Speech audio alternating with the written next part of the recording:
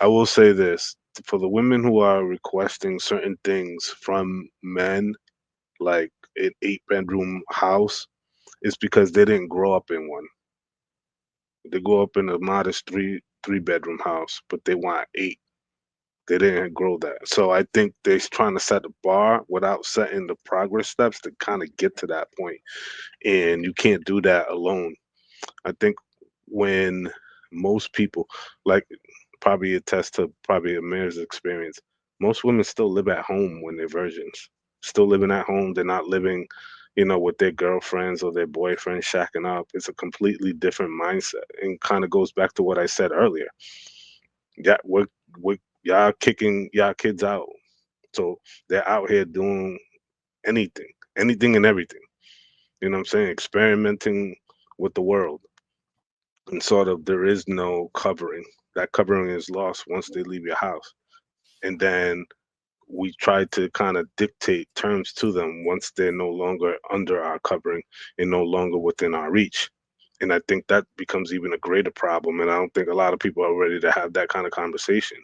And I will make one comment, kind of going back to earlier, the single by choice versus the single by circumstance, right? Your actions and circumstances have brought you to where you are.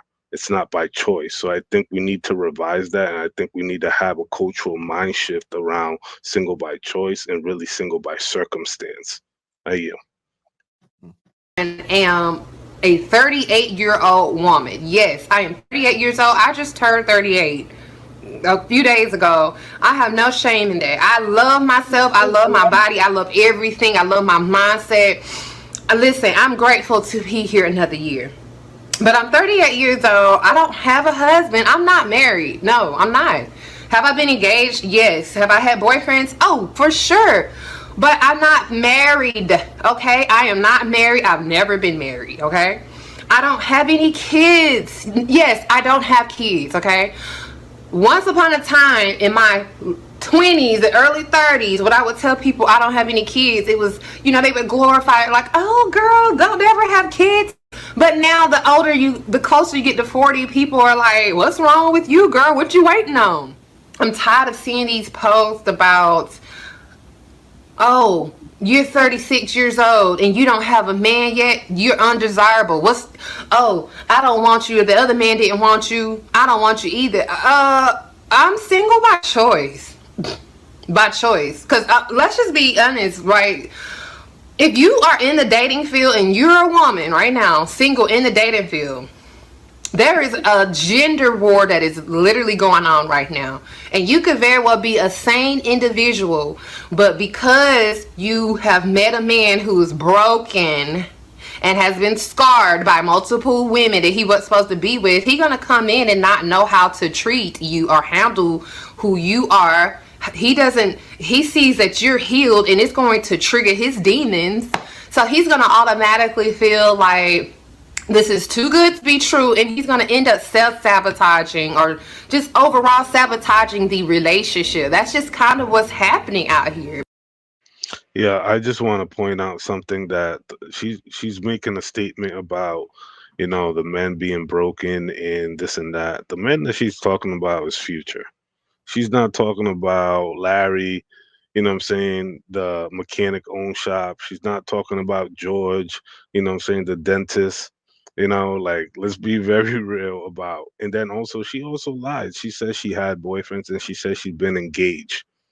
And it by her tonality, it means more than once. So if that's the case, then you can't say you're single by choice. You're single by circumstance. It goes back to what I just said.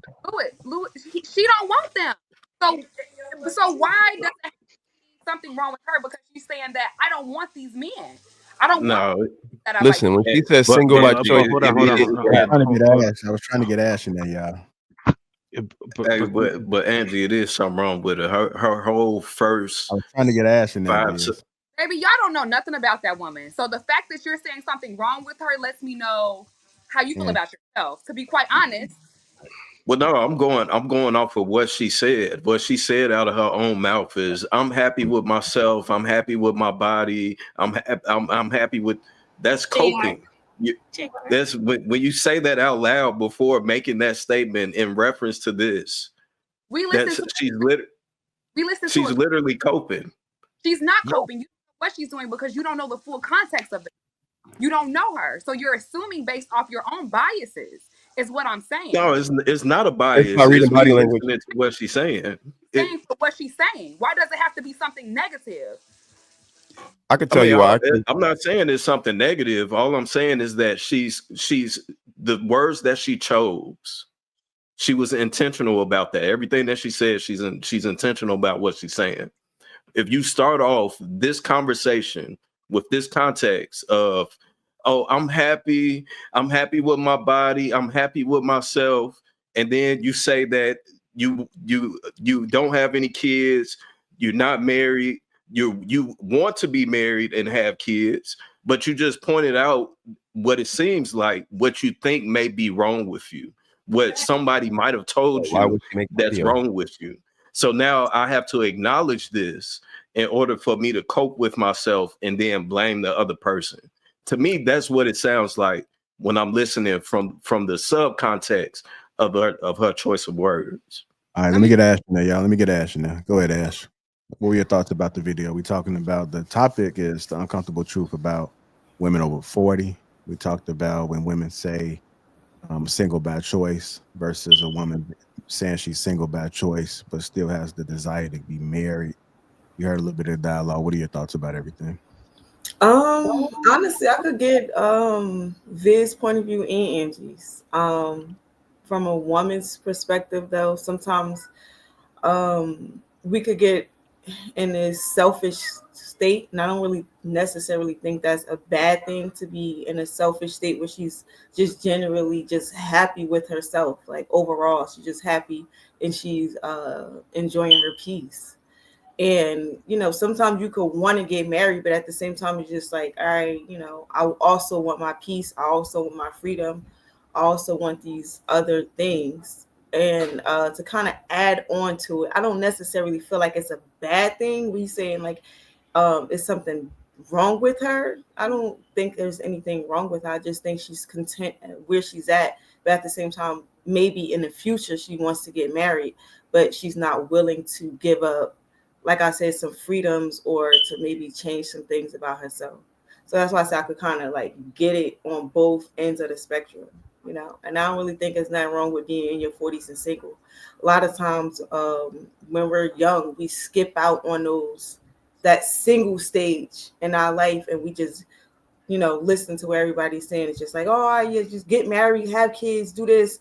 But you skip out on one of the most important stages of your life where it's just you being single, being selfish, doing all of the things that you need to do, getting out those selfish moments. So when you you get over it, you have to become scared.